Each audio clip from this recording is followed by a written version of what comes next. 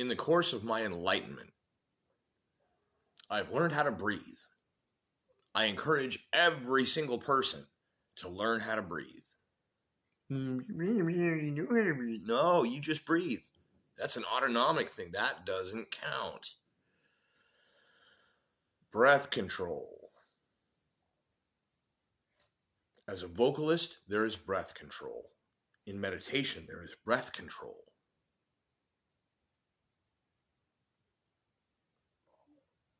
I've begun dealing with my own allergy-based sleep apnea through breath control. In a lucid dreaming state, which is really weird, but breath control. How do we breathe? Well, we breathe with our lungs. No. Your lungs absorb oxygen. Your diaphragm is a muscle in your abdomen. And it is the literal, what a diaphragm does is it pulls. And whatever's up here, becomes less pressure. And if there's a place that can, this is an enclosed structure with an opening that like a small tube, then it sucks in through that small tube when you pull that diaphragm down. So that's how you breathe. So you have to learn how to breathe. You have to gain control of your muscles. Use your diaphragm. Get to know it. I lost my gallbladder. Had to have it removed. I begged the doctors. I said, hey, you're going to have a scope with a camera in there? They said, yeah. I said, would you please take a picture of my diaphragm? I've been meditating. I've been focusing on breathing and all of that. Can I please see the muscle? And they said, oh, yeah, no problem. And I got a picture. It's here somewhere. But I definitely have a picture. I have seen a photo of my own diaphragm. And I won't say that the flow state of true enlightenment does not really, you're kind of on manual everything. And so you're making sure you're breathing. You're not just letting your autonomic nervous system keep you alive. You're like manually living. That is what it is to know how to breathe.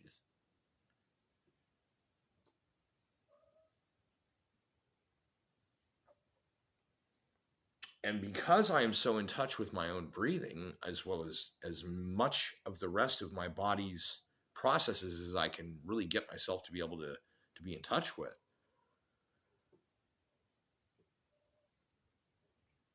I'm noticing a lot of people, a little gray in the throat,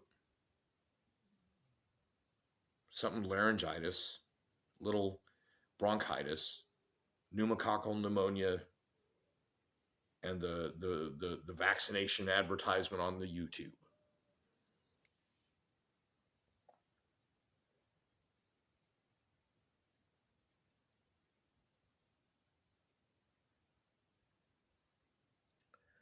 I've been telling this story for years now, and I'll tell you now on a video. A doctor in Indonesia invented clove cigarettes because clove oil as a salve could be used to disinfect the airways of people who had some kind of bronchial infection, a bronchitis as it were. And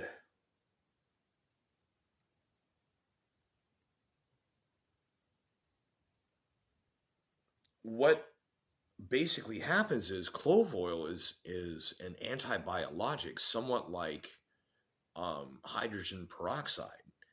But what that means is that prolonged contact with your skin will leave a chemical burn. And you couldn't be giving chemical burns to babies that had bronchitis. So being in like probably the 40s or 50s, I think, somewhere in the mid 20th century when things were done a little bit differently, I can't believe the time that my parents grew up in, after which they raised me in a world that seemed to be ever improving and, modernizing, that so recently this doctor said, well, wait, instead of burning their skin, I just put some clove oil on a cigarette and I'll inhale it briefly, and then just boof them with it.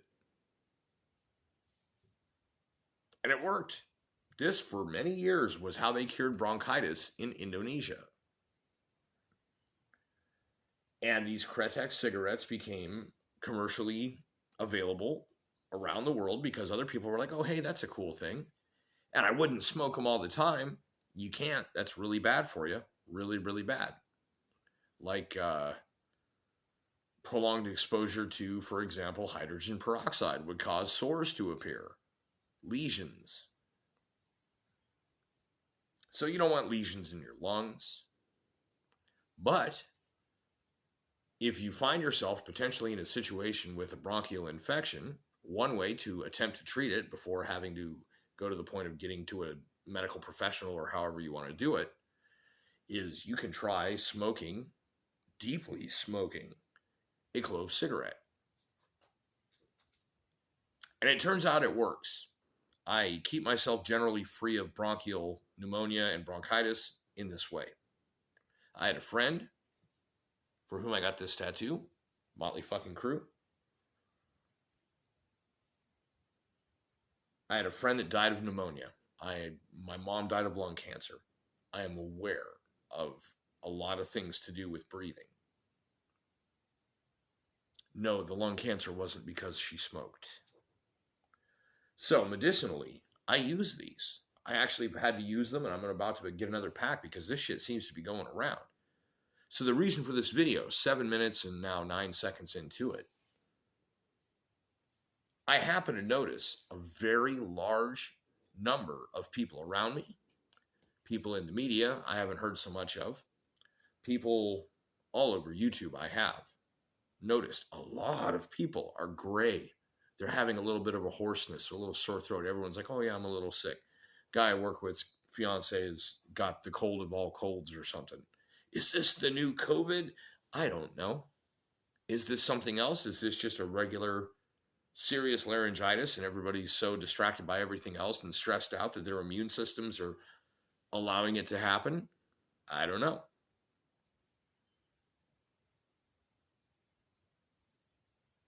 I do know that if you think it's a virus, you can drink a whole bunch of tonic water, and that may help, at least if it's a recent exposure. Otherwise, I'm considering a clove cigarette. I've also, however, tried using Benadryl, and Benadryl seems to help it, so it might be an allergic reaction, which could be dust mites, or it could be something to do with mold. But the thing is, I am hearing this in the voice of so many people. So many people. Not just online, not just around. It's everywhere. Have you heard anything from any official sources advising any type of caution or anything else? Even just a warning of, hey, just be advised. Same thing with the smoke from what is now called airport fire that is hazing up our western horizon. Have you heard any alerts, notifications, air quality measures, or anything else? Or have you been going about your thing, not realizing that all of this stuff is all simultaneously happening? And all simultaneously, we're all just kind of focused on this other set of circumstances, something a contest we're concerned about, or whatever. Just food for thought. I've noticed a lot of people with very strong voices. Their voices are now weaker, grayer.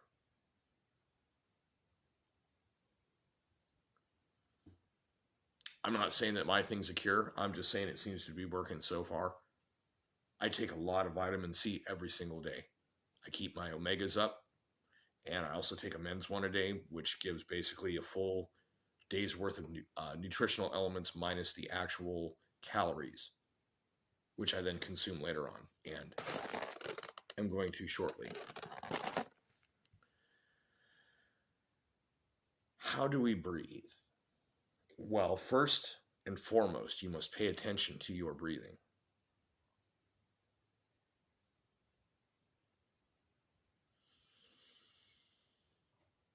Do you inhale through your nose?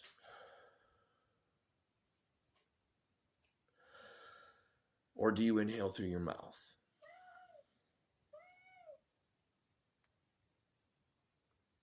If you inhale through your nose, do you put your tongue on the roof of your mouth? And do you exhale through your nose or through your mouth?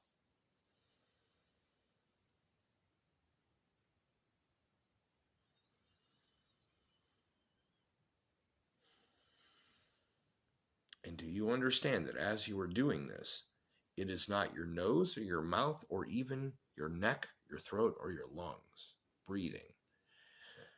It is a muscle below your lungs that is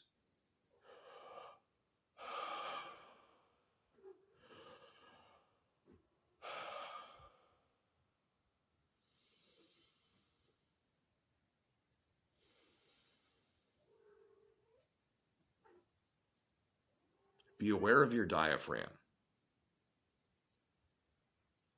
I advise you breathe through your nose as much as possible. Exhalation, it doesn't matter. Exhale through your mouth all you want, but keep your tongue on the roof of your mouth when you do it.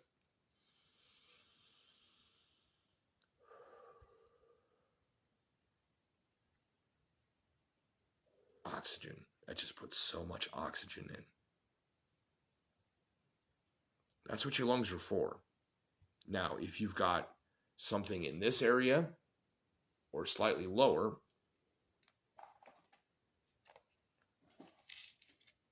first, a small Benadryl just to see if it makes any difference. And if it does, then that's an allergy. If there are other instances or issues during that continue, something like that. And if that doesn't do it, that's where you talk to a doctor about an antibiotic. But thus far, years and years, I have not had to worry about an antibiotic.